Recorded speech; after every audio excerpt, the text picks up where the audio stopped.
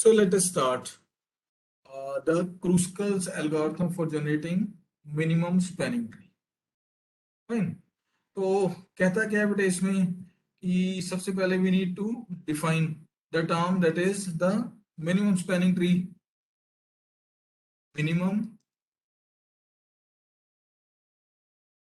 cost spanning tree that we just discussed in the last class, and then we did the Prim's algorithm based. So basically a spanning tree of a graph G which was equal to V and E is a subgraph G prime which is equal to V and E prime, where E prime is a subset of E. Right? So this is the definition for your spanning tree, and the minimum cost spanning tree is a spanning tree out of those available spanning trees which has minimum cost, which has minimum cost. So this is the definition for your minimum cost spanning tree. Now we have already completed the Prim's algorithm for this. Done. Now next in the turn is the Kruskal's algorithm. Again, Kruskal is the name of the scientist that proposed it. Algorithm. Kruskal's algorithm for minimum cost spanning tree generation. Okay. तो कहता है क्या कि before starting the Kruskal's algorithm, we need to understand few concepts. So concept number one is the representation of disjoint sets. Okay, and under these disjoint sets, we need to learn the find operation and we need to learn the union operation. Once this is done, then we need to understand how to check whether inclusion of an edge in the graph is going to make the graph cyclic.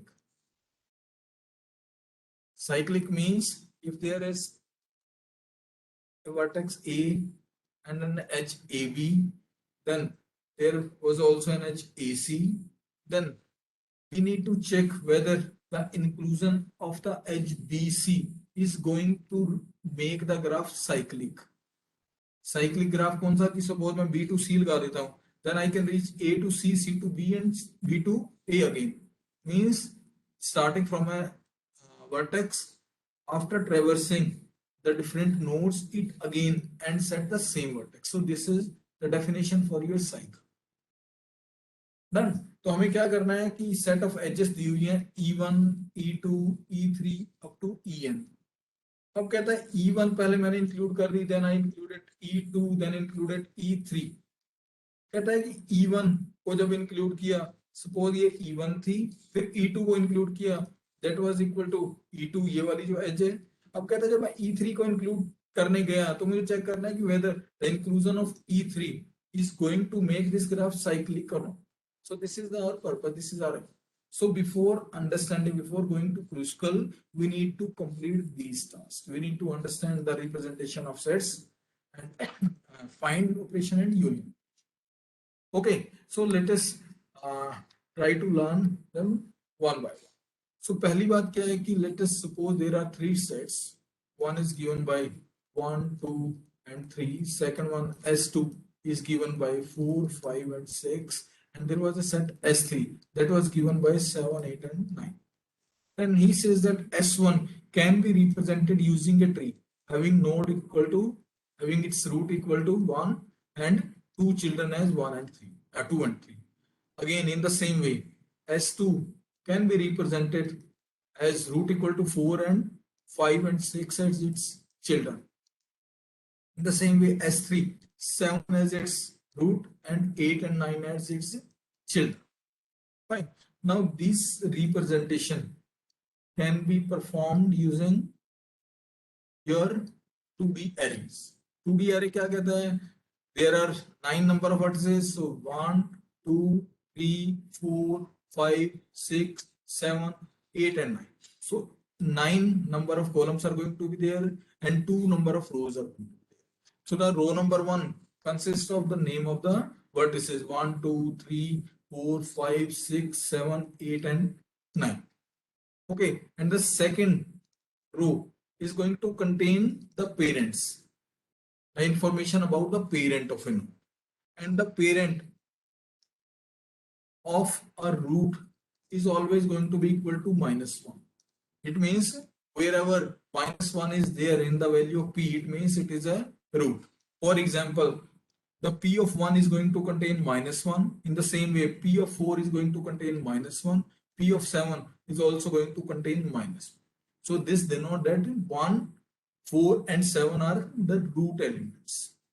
Okay, then 2 is having 1 as its parent, 3 is also having 1 as its parent. So P of 2 will contain 1, P of 3 will contain 1. 5 and 6, 5 again will contain 4 as its root, 6 will again be containing 4 as its root. Then 8, 8 का root क्या है 7, this one, and 9 का root क्या है is equal to 7. So this is the representation of our sets. Is there any doubt regarding this?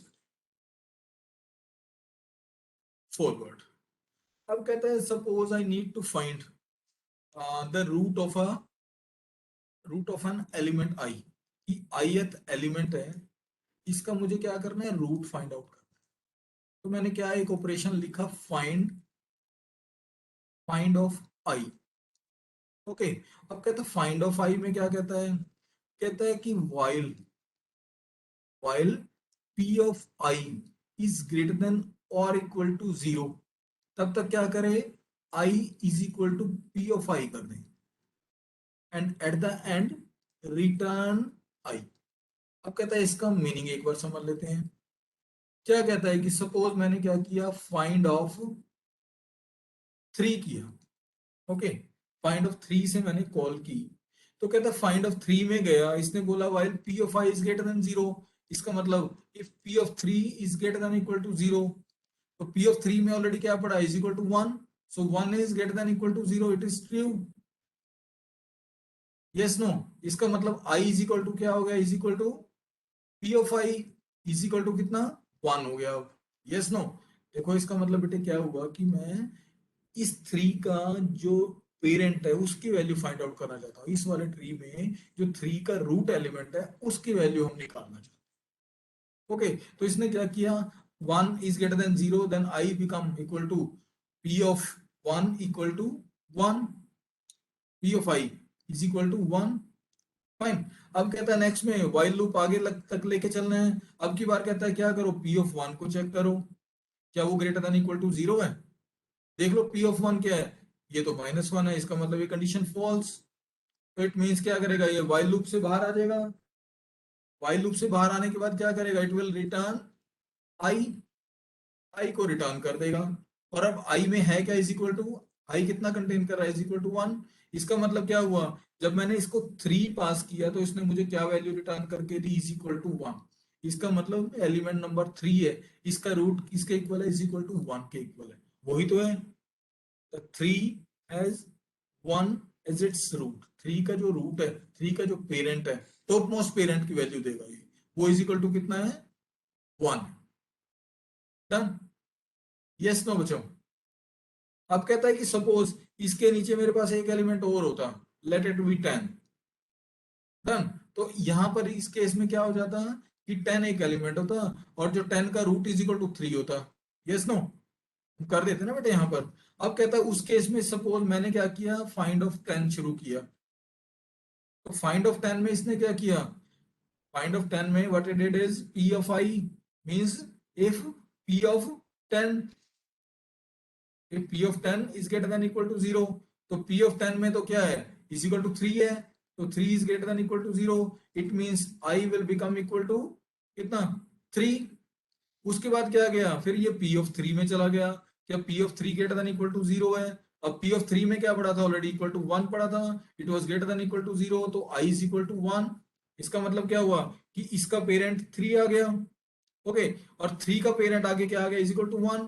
अब इसके बाद इसने क्या बोला, p of 1 was not equal to was not greater than equal to 0, क्योंकि ये तो is equal to -1 था, इसलिए condition false, and it will return I is equal to 1 as the root of, it means root of the 10 is going to be equal to 1.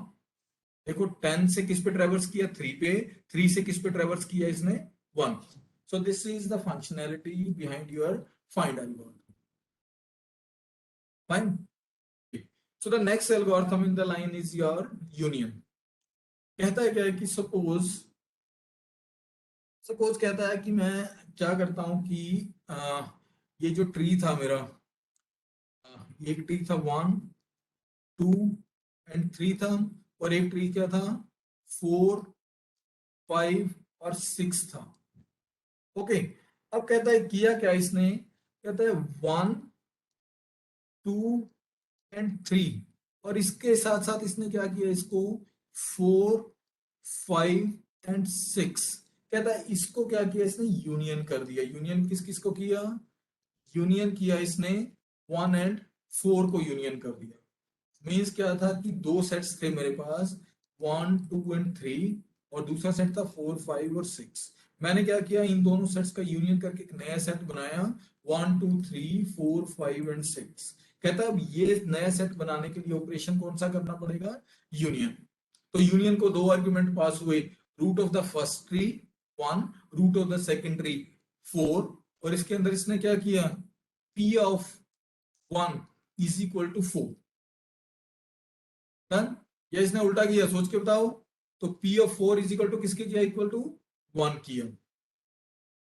देखो ना, p of 4, parent of 4 को किसके equal कर दिया, is equal to 1 के equal कर दिया. So this is the functionality behind our union algorithm. तो यूनियन को हम कैसे लिखें, यूनियन को दो आर्ग्यूमेंट्स पास हुए होंगे i और j, और इसने क्या किया होगा, p ऑफ i को किसके इक्वल कर दिया, j के इक्वल कर दिया. It means the ith vertex आपका यहां पर रहने वाला है, और jth वर्टेक्स को आप क्या मान लोगे, रूट में. तो यही काम इसने यहां पर किया.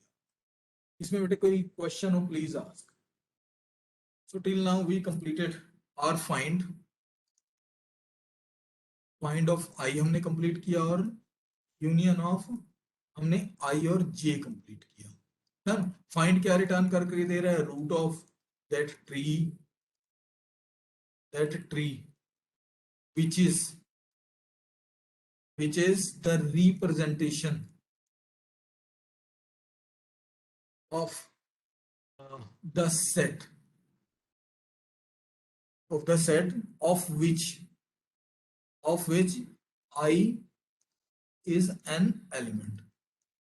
ठीक है, उस वाले सेट की रिप्रेजेंटेशन है. ऐसे जो यूनियन है, union of I and J is concatenating or generating the simple union of two sets. अब वो टू सेट्स कौन से है, set number 1, set number 2. Set number 1 क्या है, जो कि आई जिससे बिलोंग करता है, I was belonging to set number 1, और जे क्या है, J was belonging to set number 2. तो ये क्या करेगा, इन दोनों सेट्स की यूनियन जनरेट करके एक सिंगल सेट देगा. ठीक है, और उस सेट के कॉरस्पॉन्डिंग मेरे को ट्री की जो नोटेशंस है उनमें भी मॉडिफिकेशन करनी पड़ेगी, और एरे पी में भी मॉडिफिकेशन करनी पड़ेगी. ओके बेटे, फाइन. अब कहते हैं थर्ड टास्क पर आ जाओ. Third task is to check whether the inclusion of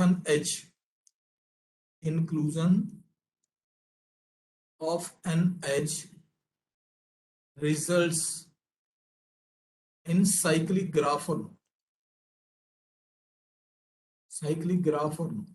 अब कहता है यहां पर हम किसका, दोनों का यूज करेंगे बेटे, किसका, फाइंड का भी एंड यूनियन का भी.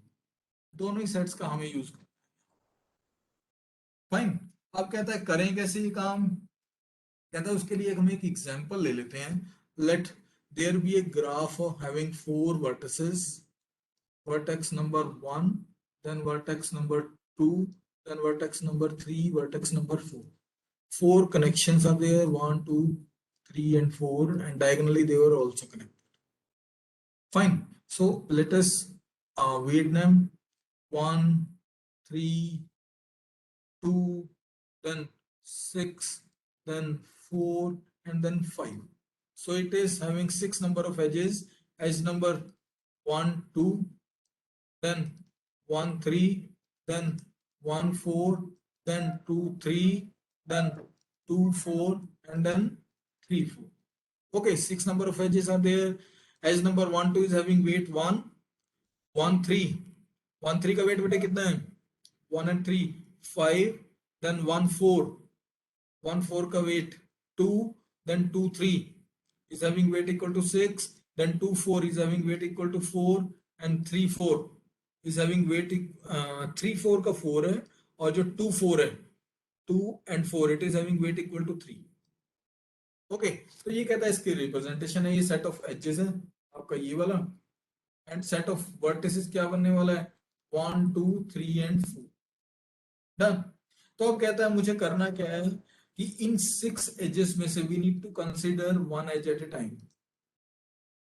One edge at a time consider करनी है फॉर इंक्लूजन इनटू रिजल्ट. और वो रिजल्ट में क्या चाहता हूं? I need the result to be a spanning tree. Spanning tree और acyclic graph, one and same. तो ये मैं बेटे रिजल्ट चाहता हूं. Fine. So first of all we need the disjoint sets. Disjoint sets create करो of vertices, of all vertices. बेटे साथ में रहना सभी लोग, जहां पर भी डाउट हो प्लीज स्टॉप मी. तो कहता है मेरे पास 4 वर्टिसेस हैं. Let it be 1 2 3 and 4. 4 vertices हैं, चारों के हमने 4 डिसजॉइंट सेट्स बना लिए. अब यदि कहता है 4 डिसजॉइंट सेट्स बनाए, then create the corresponding P matrix. P is going to contain 4 columns, 1 2 3 and 4. This is 1, this is 2, this is 3 and this is 4. yes no. अब कहता है इसको P की वैल्यू रखो सेकंड वाली रो में. अब बेटे आप बताओ, सभी लोग फिल कराओ मेरे साथ इसको.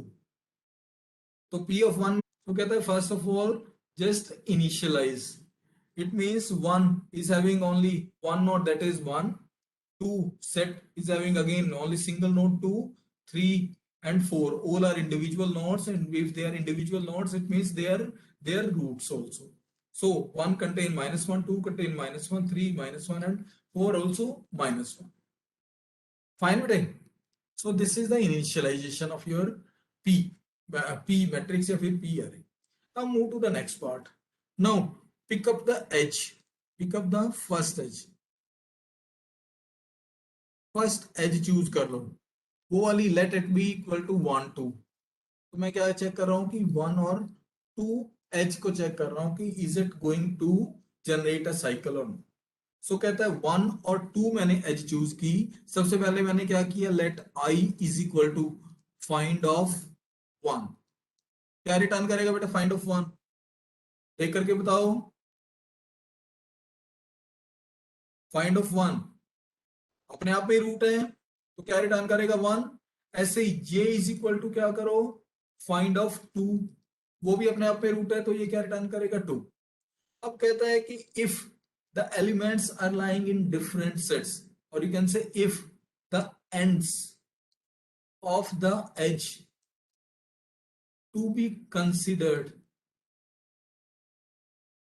Are lying in different sets, it means they are not going to form cyclic, means they are going to generate a cyclic graph. The inclusion of that particular edge will generate an acyclic graph. And on the other hand, if they are lying in the same set, okay, if they are lying in the same set, if the ends of the edge are lying in the same set, या फिर इसको ऐसे भी बोलो कि ये जो उनके रूट्स हैं दोनों के 1 और 2 का जो रूट है दोनों का, if they are lying in the same set, then definitely they were going to generate a cyclic graph. अब बेटा इसको साथ के साथ हमें चेक भी करना. तो इस केस में क्या हुआ? I was not equal to J. yes no. इसका मतलब क्या हुआ? दोनों डिफरेंट सेट में हैं, दोनों के रूट्स डिफरेंट सेट्स में हैं. It means we can include this edge. तो हमने क्या किया? 1 और 2 वाली एज को इंक्लूड कर दिया। सो 1 एंड 2 वाली एज को इंक्लूड कर दिया along with weight equal to 1। Done. अब कहता है इंक्लूड करने के बाद हमने क्या कर दिया, यूनियन भी कर दिया 1 और 2 का। 1 और 2 का यूनियन करने का क्या मतलब है कि अब हमारे पास जो सेट्स बनेंगे नए वाले वो कौन से बचेंगे, 1 और 2 एंड 3 एंड 4, है ना। 1 और 2 को हमने इंक्लूड कर दिया था। 1 और 2 को इंक्लूड करने का मतलब क्या है कि हमें इन दोनों सेट्स को, इन दोनों को अब क्या कर देना है, एक बना देना है उनका यूनियन करके। अब उनकी यूनियन करने का जो मेथड था, वो जो एल्गोरिथम था, उसमें हमने क्या लिखा था, P of I will be equal to J। It means यहां पर क्या होगा, P of 1 will be equal to 2। Done. तो P ऑफ 1 को आप क्या करो, मॉडिफाई कर दो। यहाँ पर P ऑफ 1, ये P ऑफ 1 था पहले, -1 था, तो इसको कट करके अब क्या कर दो, इज इक्वल टू 2 है। अब इसका लॉजिकल मीनिंग क्या हुआ कि पहले मेरे पास 4 इंडिविजुअल नोट्स पड़े थे, लेकिन यूनियन करते ही क्या हुआ कि 2 has become the root of element number 1 और 3 और 4 अब भी अलग अलग पड़े। फाइन। कहता है now go for the next edge। अब कहता है next edge to be considered is equal to 1 4। अब कहता है 1 4 को कंसिडर करो। ये कहता है एक आइटरेशन खत्म हुई, नाउ कंसिडर 1 4 एज। ओके। अब 1 4 एज कंसिडर करने के लिए क्या करो, सबसे पहले फाइंड ऑफ 1 करो, उसको आई में डालो, और जे में क्या डालो, फाइंड ऑफ 4 डालो। तो फाइंड ऑफ 1 में बताओ क्या आएगा, अभी देख करके बताओ। फाइंड ऑफ 1 में कितना आएगा, फाइंड ऑफ 1 में ये वाला देखो, find of 1 is equal to 2। यहां से भी देख लो ना बेटे आप कि इसका जो रूट है इस वाले ट्री का, वो रूट किसके इक्वल है, इज इक्वल टू 2 के इक्वल है। Yes no. या फिर सिंपल फाइंड का एल्गोरिथम भी देख लो आप। फाइंड क्या कर रहा था आपका, फाइंड का एल्गोरिथम क्या कर रहा था, फाइंड आपका ये एल्गोरिथम देख लो इसका, ये क्या कर रहा था, while p of i is greater than equal to 0, तब तक क्या करो, i is equal to p of i कर दो। तो कहता है इस वाले जो मैट्रिक्स में मुझे क्या निकालना है, 1 निकालना है, 1 का रूट निकालना है। तो 1 के रूट p ऑफ i में, p ऑफ 1 में ऑलरेडी 2 पड़ा है, फिर ये अब 2 पे गया, जब 2 पे गया इसके p ऑफ i में 1 पड़ा है, इसका मतलब i की वैल्यू क्या रिटर्न करने वाला है, 2 रिटर्न करने वाला है। ये सबको बेटा क्लियर है। मीन्स क्या करेगा, उस वाले सेट का रूट रिटर्न करेगा जिसमें एलिमेंट नंबर 1 फॉल कर। ऐसे ही कहता है बेटा इसके कॉरेस्पॉन्डिंग आप क्या करो, फाइंड 4, 4 का रूट फाइंड आउट करो। अब 4 तो अपने आप में रूट है, इसका मतलब ये क्या रिटर्न करने वाला है, 4। Yes no. अब क्या कहता है कि नेक्स्ट में चेक करो कि रूट्स तो अलग अलग है, कि दो सेट्स में अलग कर रहा था, इसका मतलब i is not equal to j और 2 is not equal to 4। It means they are lying in different sets, क्योंकि 1 तो सेट नंबर 1 में लाई कर रहा है, 4 इस सेट में लाई कर रहा है। It means the inclusion of this edge is not going to generate any cycle. Okay. इसका मतलब क्या हुआ, हमें इस वाली एज को इंक्लूड कर लेना है। इंक्लूड कर लो 1 एंड 4 वाली एज को, और इसके साथ साथ हमें क्या कर देना है, यूनियन भी कर देना है। यूनियन किस किस का, 2 और 4 का हमें यूनियन कर देना है। मीन्स उनके रूट्स को ज्वाइन कर दो, 1 और 4 के रूट्स को दोनों को ज्वाइन कर दो। इसका मतलब क्या होने वाला है, p of 2 is going to be equal to 4। Okay. तो p ऑफ 2 में कहता है इज इक्वल टू 4 कर दो, तो यहां पर जाओ p ऑफ 2, तो इसकी यहां पे कट करके क्या कर दिया, इज इक्वल टू 4 कर दिया। अब कहता है यहां पर, वो तो मैट्रिक्स की फॉर्म में हुआ, अब कहता है यहां पर रूट्स की फॉर्म में करो, तो क्या करेंगे, p of 2 is equal to 4 हुआ। इट मींस कि 1 का पेरेंट 2 था और 2 का पेरेंट अब क्या बन गया, इज इक्वल टू 4 बन गया। तो इसका मतलब कि ये वाली क्या हुई, नेक्स्ट वाले स्टेप की रिप्रेजेंटेशन हुई। इस वाली यूनियन का रिजल्ट क्या हुआ ये, और एक अलग से एक एलिमेंट ऑलरेडी पड़ा है 3। तो एक तरह से अब मेरे दो ट्रीज पड़े हैं, या फिर बोलो कि दो सेट्स पड़े हैं, ये S1 और S2। S1 में मेरे 3 नोड्स हैं और S2 में खाली मेरा 1। डन। ठीक है बेटे, कोई क्वेश्चन, कोई डाउट किसी को। Means we need to include the edge number 1 4, तो 1 और 4 वाली एज मेरी ये इंक्लूड होगी रिजल्ट में, और इसका वेट कितना था, इज इक्वल टू 2 था। अब कहता है कि ट्री की पोजीशन मेरी ये है, ये वाली दो सेट्स बचे हुए हैं। अब कहता है नेक्स्ट में मूव करो, अब ट्राई कौन सी करनी है, थर्ड वाली एज करनी है, ये वाली एज ट्राई करो अब, 2 4। Now go for the edge 2 4, try including edge number 2 4। तो इसमें फिर से क्या करो, i is equal to find of 2 and j is equal to find of 4। तो फाइंड ऑफ 2 में क्या आएगा बेटे, 2 का रूट क्या is equal to 4, yes no. तो ये इसने रिटर्न कर दिया। ऐसे ही जो 4 का अपने आप में रूट क्या है बताओ, वो अपने आप में इज इक्वल टू 4 है, yes no. It means i is equal to j। इसका मतलब क्या है, the inclusion of the vertex two और the edge 2 4 is going to generate a cycle in the graph। ठीक है, इसका मतलब क्या हुआ, if the root of the, if root of both the vertices is same, तो इसका मतलब क्या हुआ, जो मैं इसको इंक्लूड करूंगा it is going to generate a cycle. आप ऑब्जर्व भी करके देख लो, कहता है कि ये जो था यहाँ पर, अब मैं 2 और 4 की बात कर रहा हूँ ना, कहता है जो मैं 2 4 को इंक्लूड कर दूं तो ये वाली एज इंक्लूड हो जाएगी जो एक साइकिल बनाएगी। इसका मतलब we need to just leave this edge, means leave the edge 2 4, इसको इंक्लूड नहीं करना है because it was generating a cycle. तो कहता है अब नेक्स्ट पे करो कोशिश, 2 4 के बाद क्या करो, अब कहता है कि नेक्स्ट एज 3 4 कंसिडर करो। कहता है कंसिडर द एज 3 4।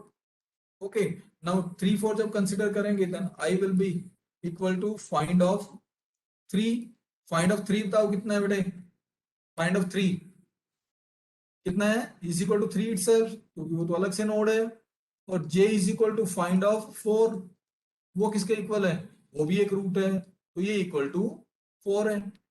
यहां से देख लो ना बेटा डायरेक्टली, हमने क्या किया, फाइंड ऑफ दिस नोड किया, ये अपने आप में एक रूट है, इसका मतलब इसका फाइंड तो सेम ही वैल्यू आएगी। ऐसे ही 4 भी अपने आप में रूट है, तो इसकी वैल्यू भी सेम आएगी। यदि आपको इससे भी नहीं समझ आ रहा तो आप क्या करो बेटे, इससे या इस वाले एरे से देख लो। तो आपको फाइंड ऑफ 3 निकालना है, तो फाइंड ऑफ 3 में इज इक्वल टू -1 है, इसका मतलब खुद में ही उसका रूट है। अब कहता है फाइंड ऑफ 4 में, 4 में भी क्या है, ये अपने आप में रूट है। ओके, तो अब कहता है नेक्स्ट में करो, क्योंकि अब की बार i was not equal to j, it means they are lying in different sets. Different sets में जब लाई कर रहे हैं it means we can include this edge. तो इंक्लूड कर लो किसको, 3 और 4 को। ठीक है, 3 और 4 को जब मैंने इंक्लूड किया तो अब मेरा ग्राफ क्या बनने वाला है, 3 और 4।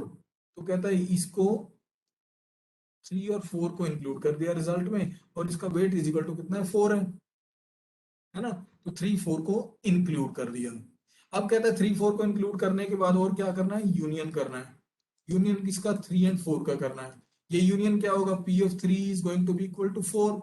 तो P ऑफ 3 में ऊपर जाओ इस वाली मैट्रिक्स में, तो P ऑफ 3 में इज इक्वल टू क्या कर दो, 4 कर दो। ओके, और इसके कॉरस्पॉन्डिंग ये जो दोनों ट्रीज हैं ये वाले, इनमें भी चेंज करो। तो अब की बार क्या हुआ कि 4 क्या बना, इसका रूट बन गया, कौन से वाले, ट्री का, 3 का भी, यस नो। इसका मतलब क्या हुआ कि 4 यहां पर था, इसका चाइल्ड 2 था, इसका चाइल्ड 1 था, और अब की बार एक 3 नोड और आगे एक ऐड हो गया। इट मींस कि जो ऊपर से जो सेट चले आ रहे थे दो, वो अब मिलके क्या बन गए, 1 2 3 4, और दूसरा सेट क्या बन गया, एम्प्टी सेट बन गया। ओके, तो कहता है, अब कहता है नेक्स्ट वाली एज ट्राई करो। नेक्स्ट वाली जो एज है, अब नेक्स्ट वाली एज कौन सी है, विद वेट इक्वल टू 5। तो कहता है ये वाली एज उठाओ अब 1 3। अब कहते हैं 1 3 को हमने उठाया, ट्राई किया इसको, ट्राई इंक्लूडिंग 1 3। अब कहता है 1 3 का बेटा, या तो आप करके देख लो, इसका फाइंड वाइंड निकाल के देख लो, i is equal to find of 1 and j is equal to find of 3। तो फाइंड ऑफ 1 में क्या है, ये इसका रूट, ये इसका रूट, तो क्या रिटर्न करने वाला, 4। ऐसे ही फाइंड ऑफ 3 में क्या है, फाइंड ऑफ 3 में भी is equal to 4। It means i is equal to j। It means we need to leave it, leave किसको करना है, 1 3 h को। कहता है ये तो हमने लॉजिकली किया, वरना आप क्या कर सकते हो, क्योंकि 1 और 3 both of them were lying in the same set, तो आप इस सेट को देखकर भी इसको इग्नोर कर सकते थे।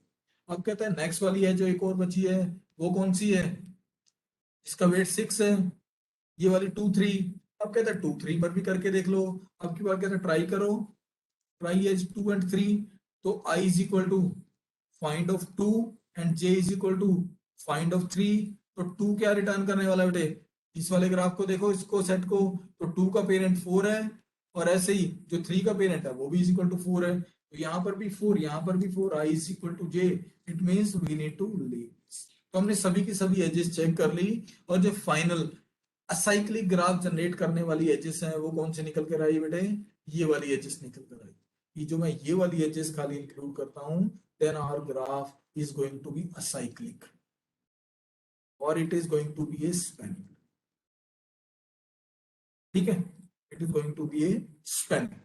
तो ये बेटे ओवरऑल में आपका लॉजिक किसके लिए है, to include the edges one by one in such a way that their inclusion doesn't result in a subgraph that is cyclic in nature।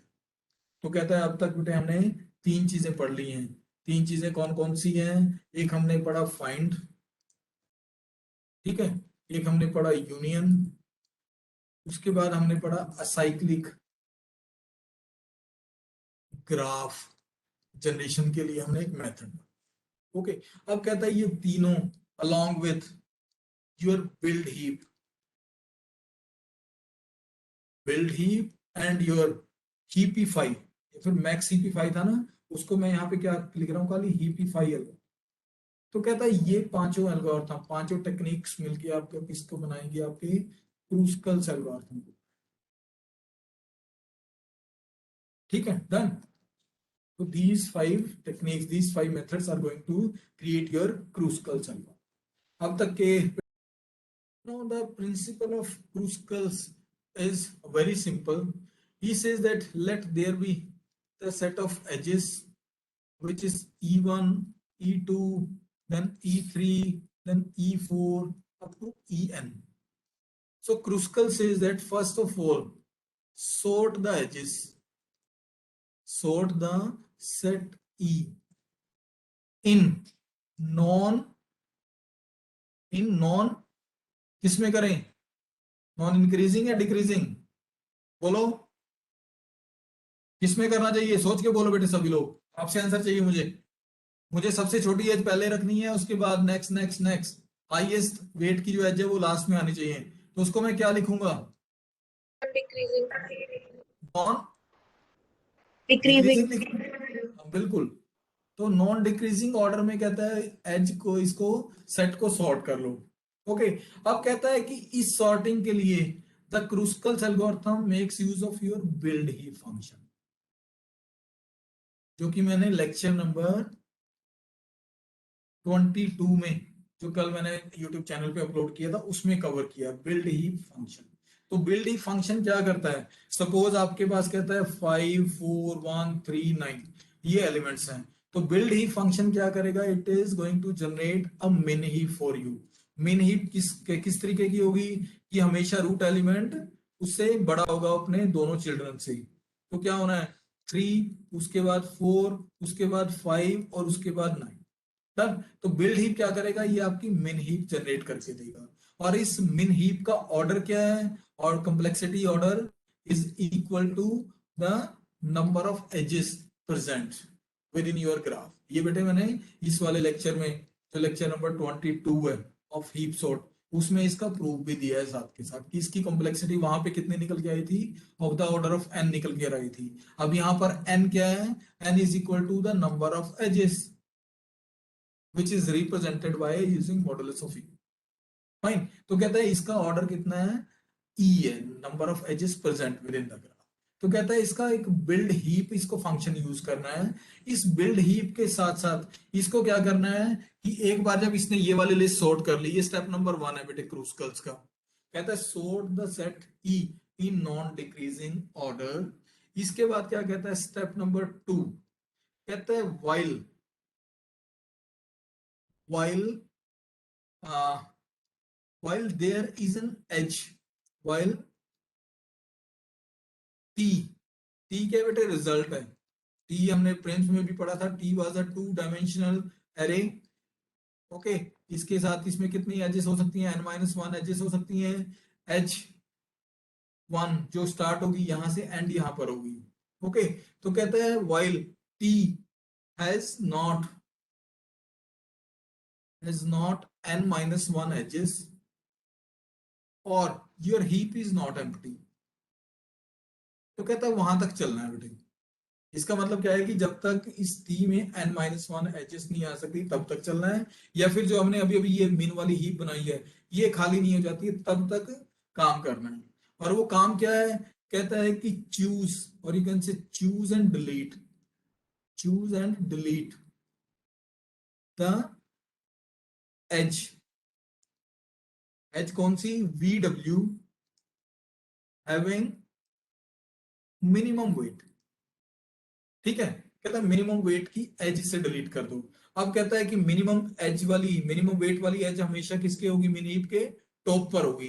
इसका मतलब ये हमें क्या बोल रहा है, AF1 को डिलीट करने की बात बोल रहा है। ओके, कहता है AF1 को डिलीट कर दो and along with this we need to heapify, heapify कर दो, कहता है दोबारा से उस heap, heapify the heap in min heap order, min heap order में कहता है उसको हीपीफाई कर दो। इसका मतलब क्या हुआ कि इस 1 को तो डिलीट कर देगा और इस 9 को कहां पर लेकर जाएगा, 1 वाली पोजीशन पर लेकर जाएगा। तो नई वाली हीप क्या बनने वाली है, 9 3 4 और उसके बाद 5, ओके ये वाली हीप बनने वाली है। तो कहता है इस पर अब हीपीफाई एल्गोरिथम कॉल करेगा जो हमने लेक्चर नंबर 22 में दिया हुआ है बेटे। उसमें क्या करेगा, सबसे पहले इसको, क्योंकि मेन हीप जनरेट कर रहे हैं, ये वाला और ये स्वैप होगा। उसके बाद कहता है कि यहाँ पर 9 और यहाँ पर 5, ये वाला स्वैप। तो नेक्स्ट में हीप कौन सी बनने वाली है, 3 5 4 एंड 9, तो ये वाली हीप। तो कहता है इसने क्या किया, मेन हीप वाली एज डिलीट कर दी और उसके बाद उसको मिन हीपीफाई कर लिया। अब कहता है हीपीफाई करने के बाद इसने क्या बोला है, कहता है इफ, हीपीफाई करने के बाद बोलता है इफ, कहता है V and W does not create a cycle, does not create a cycle in the graph, कहता है जो साइकिल जनरेट नहीं करती, देन इन दैट केस, उस केस में मुझे क्या कर लेना है, add VW into the result, result में ऐड कर दो। ओके, अब कहता है एल्स, यदि वो एक साइकिल जनरेट कर दी थी तो क्या कर दो, else discard, else discard V और W, तो कहता है इसको डिस्कार्ड। तो बेटा ये 2 स्टेप प्रोसेस है क्रूस्कल एल्गोरिथम का। कहता है क्या है सिंपली कि पहले एजेस को सॉर्ट कर लो, एजेस को सॉर्ट करने के बाद एजेस को 1 बाय 1 उठाओ और उसको रिजल्ट में इंक्लूड कर दो if that edge is not creating any cycle. This is the overall logic behind your Kruskal algorithm. अब कहता है इसको थोड़ा और डीपर सेंस में लिखना है। अब कहता है वो जो डीपर सेंस है वो क्या है, कहता है हमने क्या लिखा, क्रूस्कल्स एल्गोरिथम लिखा, इसको 4 आर्गुमेंट पास हुए, ई कोस्ट एन और टी। आई होप सबको पता होगा ई में क्या है, सेट ऑफ एजेस है, कोस्ट में कोस्ट मैट्रिक्स है ये वाला, ओके। एन में नंबर ऑफ वर्टिसेस हैं और टी में मेरा रिजल्ट है। रिजल्ट कितने डायमेंशन का है, n-1 इंटू 2 डायमेंशन का रिजल्ट है जो कि एजेस कंटेन, ओके। तो अब कहता है कि एल्गोरिथम लिखना है क्रूस्कल्स के लिए। तो सबसे पहला जो स्टेप है उसका क्या कहता है, ये इसका फर्स्ट स्टेप था ये वाला, ये क्या कहता था, सॉर्ट करनी थी एजेस। तो ये क्या बोलता है, कहता है build a min heap, build a min heap using build heap function, using build heap function on the list of edges, on the list of edges। बेटा इसको साथ के साथ हम देख लो अब कि हुआ क्या होगा, कि सपोज वही वाला मेरा ग्राफ था, मेरा ग्राफ कौन सा था जो मैंने अभी अभी कंसिडर किया, उसको फिर एक बार दोबारा बना लेते हैं। वो ग्राफ कौन सा था, ये था 1 2 3 एंड 4, ये वाला ग्राफ था। ये उसकी एजेस थी 1, देन उसके बाद 3, देन उसके बाद 4, देन 5, उसके बाद ये 2 डायगोनल थे, diagonal it was equal to 2, this was equal to 6, okay. तो इसकी जो एजेस थी वो 1 2 1 3, 1 4, then 2 3, then 2 4 and 3 4, ये उसकी एजेस थी। 1 2 का वेट इज इक्वल टू 1 था। ओके, 1 3 का वेट इज इक्वल टू 5 है। 1 4 का वेट इज इक्वल टू 2 है। 2 3 का वेट इज इक्वल टू 6 है। 2 4 का weight is equal to 2 and 4 3 है, और 3 4 का वेट इज इक्वल टू 4 है। तो बेटे ये इसके एजेस हैं अलॉन्ग विद देयर वेट्स। तो पहला स्टेप क्या कहता है, बिल्ड अ हीप। तो कहता है हीप बनानी है on the weights of edges. तो सबसे पहले क्या जाने वाला है, ऊपर 1 जाने वाला है। ओके, उसके बाद 2 और 3 जाने वाला है। उसके बाद 4 और 5 और 6 जाने वाला है। तो ये क्या है, एक मिन हीप बनेगी। ओके, इस मिन हीप को कैसे रिप्रेजेंट कर सकते हैं, 1 क्या है, मेरी एज 1 2 है ना। इसके बाद 2 को, 2 वाली कौन सी है मेरी एज, 2 वाली 1 4 है। तो कहता है एक ये ही रिप्रेजेंट कर सकते हो, इसके अलावा आप 1 2, उसके बाद इनको नाम दे दो। 2 किसका वेट था, इज इक्वल टू 1 4 का वेट था। उसके बाद क्या वेट था, इज इक्वल टू 3, 3 किसका था, 2 4 का था, एंड सो ऑन। तो कहता है दोनों तरीके से बना सकते हो आप, ये इसकी लेबलिंग है, ये उसके वेट्स है। तो इस वाले स्टेप में क्या हुआ, इसने एक बिल्ड मिन हीप क्रिएट कर ली। ओके, अब इसके बाद क्या कहता है कि 4, बेटे सब लोग ध्यान से समझना, 4 i is equal to 1 to n। Okay, अब इसमें इसने क्या किया, 4 i is equal to 1 to n, p of i is equal to -1 declare किया। अब इसका क्या मीनिंग है, p of i is equal to -1 इसने डिक्लेयर किया। इसका मीनिंग अब अंडरस्टैंड कर लो। कहता है इनिशियली मेरे पास 4 वर्टिसेस थे, तो चारों के 4 वर्टिसेस को इसने क्या किया, अलग अलग सेट्स में डाल दिया, अलग अलग सेट्स में डाल दिया।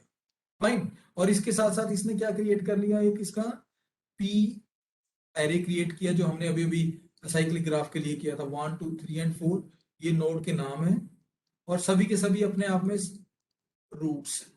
ओके, तो इस वाले स्टेप से क्या किया इसने, इसको इनिशियलाइज कर डन। अब नेक्स्ट स्टेप में क्या कहता है, आई इज इक्वल टू 0, मीन्स कि अब तक कोई भी एज इंक्लूड नहीं हुई है, और minimum cost is also equal to 0। जब कोई एज इंक्लूड नहीं हुई तो मिनिमम वेट में इंक्लूड नहीं। फाइन, अब कहता है नेक्स्ट में क्या करो, एक वाइल लूप लगाओ। तो वाइल क्या कह रहा है, while I is less than n minus one, जब तक वो n माइनस, क्योंकि मुझे n माइनस वन एजेस चाहिए, and along with this while heap is not empty, heap is not empty. तो ये दो कंडीशंस बेटे, दोनों ही कंडीशन मैंने ऊपर से उठाई है, कंफ्यूज नहीं होना, यहाँ से उठाई है ये हीप सॉर्ट के सेकंड वाले स्टेप से, n माइनस वन एजेस ना आ जाए और हीप नॉट एम्प्टी हो। तो कहते हैं जब तक ये वाली कंडीशन ट्रू हो, तो करना क्या है, मेरे को मिनिमम एज वाली, मिनिमम वेट वाली एज उठानी थी। ओके, तो इसने क्या बोला इस वाइल लूप के बिगिनिंग, कहते डिलीट, डिलीट कर दो अब minimum age UV, minimum age, कहता है यू और वी को डिलीट कर दो। अब वो यू और वी कहाँ पड़ी है, ये वाली एज की बात कर रहा है, वो तो मिन हीप पे पड़ी है ना बेटे, इसने तो लिख लिया डिलीट मिनिमम एज। तो मिनिमम एज ताकि हमेशा टॉप पे रहे, that is why we have used ना min heap as the data structure behind. तो इसमें को कहता है मिन हीप में से यूवी को डिलीट कर दो। यूवी का मतलब क्या है कि 1 और 2 को डिलीट कर दो। Okay, delete minimum as from heap, and उसके बाद क्या करें, एंड अलोंग विद दिस रीहीपिफाई, रीहीपिफाई भी कर लो साथ के साथ, रीहीपिफाई यूजिंग हीपिफाई एल्गोरिथम, हीपिफाई एल्गोरिथम का यूज करके उसको रीहीपिफाई कर लो। इसका मतलब क्या हुआ कि जब इसको 1 को डिलीट कर दिया, तो मेरी जो नए वाली लिस्ट, नए वाली जो हीप बनेगी, वो कौन सी बनने वाली है, क्योंकि मैं अब इसको 6 को टॉप पे ले जाऊंगा, तो 6 यहाँ पर आ जाएगा, 2 और 3 और 4 और 5 यहाँ पर आने वाला है। ओके, तो इसको हीपिफाई करना शुरू करो, तो क्या होने वाला है, 6 और किससे करेगा, 2 से पहले स्वैप करेगा, 2 ऊपर आएगा, 6 नीचे और 3 यहाँ पर। उसके बाद 6 को 5 के साथ स्वैप, 6 को 4 के साथ स्वैप कर देगा, तो ऊपर 4 आएगा और नीचे 6 और 5 आएगा। तो ये अपने आप में एक मिनी हीप है। इसका मतलब ये वाला जो स्टेप है कि रीहीपिफाई अब ये रिजल्ट करेगा। फाइन। अब कहता है कि इस स्टेप के बाद क्या करना है, कहता है कि j इज इक्वल टू, ये बेटे ध्यान से देख लेना, कहता है j is equal to find of u, जो अभी अभी ये u था, हमारे केस में फिलहाल u क्या है 1 और v क्या है 2, क्योंकि 1 और 2 वाली एज इंक्लूड हुई है ना ये वाली, तो u 1 है v 2 है, तो कहता है j is equal to find of u, I ले लो, और k इज इक्वल टू कहता है कि फाइंड ऑफ v। डन। इसके साथ साथ क्या कहता है, t of i of 1, t of अभी नहीं, अभी इसको छोड़ो फिलहाल, कहता है j is equal to find of u, k is equal to find of v। तो इसका मतलब क्या हुआ कि j इज इक्वल टू 1 है और u इज इक्वल टू 1 है, v इज इक्वल टू 2 है, तो मुझे क्या करना है, इन दोनों के रूट्स फाइंड आउट कर लेने हैं। तो रूट फाइंड आउट करो, जब कहता है फाइंड ऑफ 1 क्या रिजल्ट करके देने वाला है, j is equal to find of 1, ये क्या -1 रिजल्ट करके देगा, -1 आएगा ना एंड में, तो -1 जब आएगा तो ये अपने आप में 1 रिटर्न कर देगा। ऐसे ही k is equal to find of 2 result करके देगा, फाइंड ऑफ 2 में इज इक्वल टू 2 1। ओके, तो इसके बाद कहता है if j was not equal to k, इसका मतलब कि वो दोनों अलग अलग सेट्स में हैं, तब कहता है क्या काम करना है, j is not equal to k, then, तो इस केस में क्या करना है, पहले तो हमें क्या करना है कि हमने एक एज मिल गई है। एक एज मिलने का क्या मतलब है कि t ऑफ i ऑफ 1 को इज इक्वल टू u डाल दो, t ऑफ i 2 को इज इक्वल टू v डाल दो। मतलब क्या होगा कि जो हमारा t था, अभी अभी हमने बनाया था ऊपर, अभी हमने t बनाया था ना, तो इस t की मेरे पास पहले वाली एज आ गई, इसका पहला क्या है u और दूसरा एज क्या है, वर्टेक्स क्या है v। फाइन।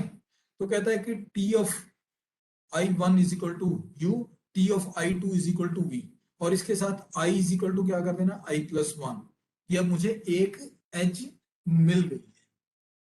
ओके, इसके साथ साथ क्या कर देना है, कहता है जब एज मिल गई तो मिनिमम कोस्ट कितना हो जाना है, is equal to minimum cost जो पहले वाला था प्लस कोस्ट ऑफ u और v हो जाना है, क्योंकि u और v को तो हमने इंक्लूड किया है इसके साथ साथ। ओके, अब नेक्स्ट स्टेप क्या है, कहता है नेक्स्ट स्टेप में मुझे क्या करनी है, यूनियन कॉल कर लेनी है, union of j and k।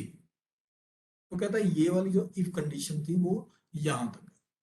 अब बेटे ये वाला काम हमने पहले भी कर लिया है, इसका मतलब क्या हुआ, j 1 था, k इज इक्वल टू 2 था, तो j was not equal to k, it means we need to include uv, or you can say we need to include wedge 1 to 2, तो 1 to 2, और इसका वेट कितना है ये हमने रिजल्ट में इंक्लूड कर देनी है।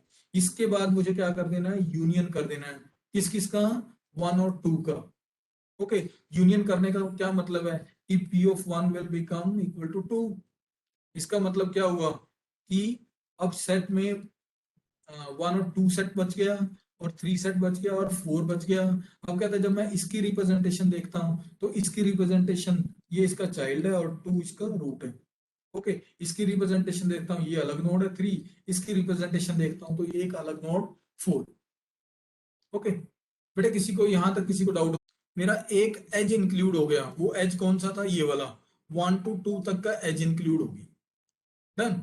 अब कहता है नेक्स्ट में फिर क्या करेगा ये, फिर से क्या करेगा, वाइल लूप में जाएगा ऊपर, देखो ना अभी तक तो एक ही एज आई है ना, तो कहता है यहां पर ये वाइल लूप का एंड भी है, ये वाला वाइल लूप का एंड है। ओके, और ये वाला कहता है मेन का एंड है। अब कहता है जब ये वाला एग्जीक्यूशन हो गया, अब कहता है फिर से वाइल पे गया, अब कहता है कि i is less than n minus 1 तो ट्रू है, और हीप भी अभी एम्प्टी नहीं है, तो फिर से क्या करेगा, जो अभी अभी रीहीपिफाई होके आई थी, ये वाली जो मैंने अभी अभी ये की थी ना, ये वाली जो नई हीप बनी थी, अभी अभी बनी थी ना बेटे, रीहीपिफाई करने के बाद ये वाली हीप, अब कहता है इस हीप को कंसिडर करो और इसमें से डिलीट करो मिनिमम। अब की बार क्या करो, ये 2 को डिलीट करो, 2 को डिलीट करते ही क्या करेगा, 5 ऊपर चला जाएगा। ओके, 4 3 और 6, कहता है अब इसको रीहिपिफाई कर लो, और 2 को क्या करो, अब की बार यूवी इज इक्वल टू क्या हो गया, यूवी वाली एज का वेट कितना है, 2 है। अब 2 कौन सी थी, 1 एंड 4 थी, इसका मतलब u is equal to 1, v is equal to 4 हो गया। तो अब की बार कौन सी एज चूज की इसने, 1 एंड 4 वाली एज चूज की। ओके, अब कहता है कि फाइंड ऑफ यू, इसका मतलब क्या हुआ कि फाइंड ऑफ, क्या मतलब हुआ फाइंड ऑफ वन, कहता फाइंड ऑफ वन करो, तो j इज इक्वल टू कितना हुआ फाइंड ऑफ वन, और k इज इक्वल टू कितना हुआ फाइंड ऑफ फोर। तो फाइंड ऑफ वन देख लो क्या होगा यहां से, फाइंड ऑफ वन बताओ देख करके, फाइंड ऑफ वन बेटा कितना है, देखो ना यहाँ पर ये चेंज नहीं किया ना, p of one is equal to two, तो p of one is equal to two यहाँ पर भी चेंज करना था पिछले वाले स्टेप का, तो यहां से भी निकाल सकते हैं हम डायरेक्टली। तो कहते हैं j is equal to find of one, तो वन का रूट इज इक्वल टू कितना है टू है, तो इसने क्या रिटर्न किया टू। ऐसे ही कहता है k is equal to find of four, four तो एक अलग सेट में पड़ा है, तो ये अपने आप में फोर है, तो इस केस में भी j is not equal to k।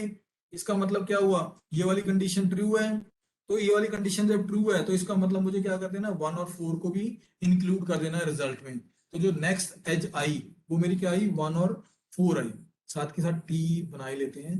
जो पहला आया था बेटे वो कितना आया था, वन एंड टू, पहले वाली एज कौन सी थी, वन टू थी ना शुरू वाली, तो कहता है वो पहले वन टू थी ये, और अब की बार कितनी आई, अब की बार जो एज आई वो वन एंड फोर आई, तो नेक्स्ट वाली edge is equal to one and four. तो कहता है ये वाली दो एज आ गई, तो रिजल्ट में भी डाल दो वन एंड फोर। ओके, तो ये वाली प्रोसेसिंग होगी, इसके बाद आई को एक से इंक्रीमेंट कर दो कि अब टू हो गया आई में, और इसके बाद साथ इसका पोस्ट भी ऐड कर दो जो टू था, डन। उसके बाद यूनियन करो जे और के की, यूनियन किस किस की करनी है, टू और फोर की यूनियन कर दो। तो टू और फोर की जब इसकी यूनियन करेंगे तो इसका मतलब क्या होगा कि P of two will be equal to four, तो पी ऑफ टू में ये माइनस वन काट के क्या कर दो, इज इक्वल टू फोर कर दो। तो इसका मतलब हुआ क्या कि अब टू का जो पेरेंट है, पहले वन था, वन का पेरेंट टू था, अब टू का पेरेंट क्या बन गया, इज इक्वल टू फोर बन गया, और दूसरे सेट में क्या पड़ा, इज इक्वल टू थ्री पड़ा है खाली, ये थ्री पड़ा है। ओके, तो दो सेट्स बन गए, वन टू एंड फोर, और दूसरे सेट में खाली थ्री बचा। ओके, इस वाली यूनियन ऑपरेशन से तो फिर क्या करेगा ये वापस, फिर से इसी वाले वाइल लूप पर जाएगा, डन, ये वाली कंडीशन अब भी ट्रू है। ओके, फिर से क्या करेगा, डिलीट करेगा मिनिमम वाली एज। अब कहता है मिनिमम वाली एज कैसे निकलेगी, इसको रीहिपिफाई करने के बाद, इसको रीहिपिफाई करो अभी आप, तो रीहिपिफाई जब इसको करेंगे तो क्या आएगा, थ्री, फोर एंड फाइव, और उसके बाद सिक्स, डन, ये आएगा ना। तो कहता है अब इसमें से क्या करो, मिनिमम वाली एज उठा लो, मिनिमम एज कौन सी है, यूवी, यूवी का वेट इसको इज इक्वल टू कितना है, देखो ना यूवी का वेट इज इक्वल टू कितना है, थ्री है, तो थ्री वेट वाली कौन सी एज है मेरे पास यहाँ पर, ये टू और फोर वाली, तो u is equal to two और v is equal to four, ये वाली एज उठा ली इसने, डन। अब कहता है जब टू और फोर एज इसने उठाई तो इसके बाद कहता है कि j is equal to find of two, और k is equal to find of four. अब कहता है j is equal to find of two करो, फाइंड ऑफ टू में क्या आया निकल के फोर, देख लो ना टू का पेरेंट फोर है, तो ये तो क्या निकल के आया फोर।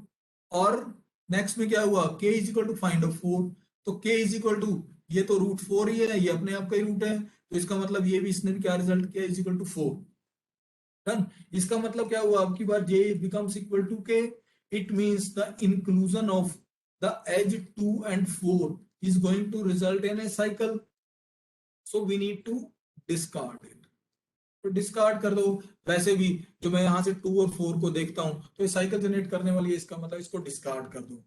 ओके, डिस्कार्ड करने के बाद क्या हुआ, फिर से वाइल लूप पर मैं आया, वाइल लूप में फिर से कंडीशन ट्रू है, तो फिर से क्या करो, कहता है कि ये थ्री वाली तो निकल गई थी ना, थ्री वाली जब निकल गई थी तो नई वाली हीप ये बनी थी, सिक्स, फोर और फाइव। अब कहता है जब इसको रीहिपिफाई किया तो फोर, सिक्स और फाइव बन गई, तो अब कहता है इसमें से मिनिमम एज निकाल लो, ये फोर, ठीक है।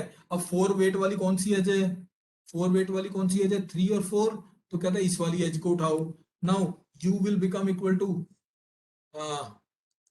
Three and V become equal to four, तो j is equal to find of three and k is equal to find of four. तो फाइंड ऑफ थ्री करो बेटे, फाइंड ऑफ थ्री में क्या आएगा, फाइंड ऑफ थ्री यहां से देख लो, find of three is equal to three itself, और फाइंड ऑफ फोर ये अपने आप में किसी का रूट है अपने आप का ही, तो ये इज इक्वल टू फोर। तो इस केस में j is not equal to k, it means we can include the vertex और the edge three and four, तो थ्री और फोर को इंक्लूड कर दो, तो इसके बाद हमने क्या किया, 3 और 4 को इंक्लूड कर दिया और इसका वेट कितना था, इज इक्वल टू 4 था। डन। अब कहते हैं जब 3 और 4 को इंक्लूड कर दिया तो यहाँ पर भी कौन सी एज आई, नई वाली 3 और 4 एज आई, किसके अकॉर्डिंग, इस वाले स्टेप से 3 और 4 i is equal to i plus 1 हो गया, means i is equal to 3 हो गया।